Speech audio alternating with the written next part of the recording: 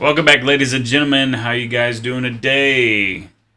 Well, what if one of the 2026 most anticipated action RPGs is about to answer the questions fans have been asking for years? And how deep is the combat? How much of the game is truly Souls-like? And what makes its wuxia world different from the crowd? Phantom Blade Zero, the pre-orders have opened today. More important is also a 20-minute gameplay has arrived August 17th, which is today. And it sets up a short trailer and carefully selects combat clips we've seen before for the trailers. But the game launches October 29th on the PS5. And it follows Soul, a warrior with only 66 days left to live. That ticking time bomb premise is paired with a world of assassins. You got conspiracies. You got martial arts action. All in this storytelling, supposedly Souls-like game. Hopefully, like I said, I'm a huge fan of Souls-like games now. Been playing a bunch of them. Also, the key thing for today is whether the deep dive finally explains the game's combat identity. Like I said, see if it's Souls-like.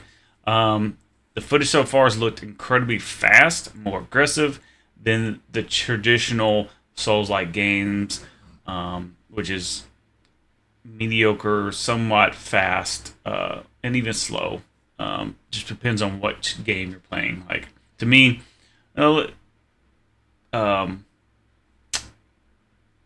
Liza P is a little bit more fast-paced to me than any of the Dark Souls series. So, to me, Dark Souls is a little bit slower than like Liza P. And Phantom Blade Zero, we're about to find out how fast that is. The pre-order trailer and also gives us another look on the cinematic ambition, martial arts actor Donnie Yen. Huge, love this guy. If you ever watched Ip Man, which is the story of Bruce Lee's mentor. So, Donnie Yen portrays him, and he's a very good actor.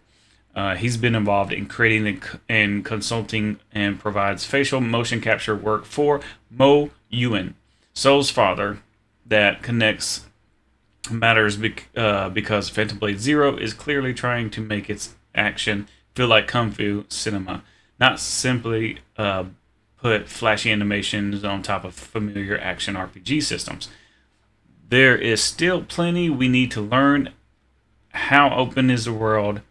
How punishing is death? Because that's a big thing for Souls-like games. Is if you die, can you make it back to your body?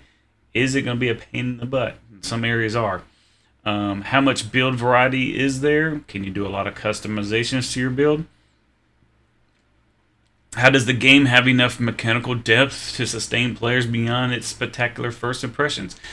Those are exactly the questions this deep dive needs to answer. August 17th is now the date, which is today again, to circle for Phantom Blade Zero. Now, are you expecting true Souls-like character action game, or is it, a land between kind of both? Phantom Blade Zero just opened again the pre-orders.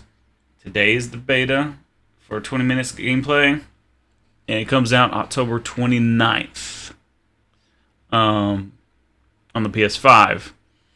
Down in the comments, let me know what your thoughts on the game, especially if you played it, and let me know if it's very similar to a Souls-like game. See you guys in the next one. Peace.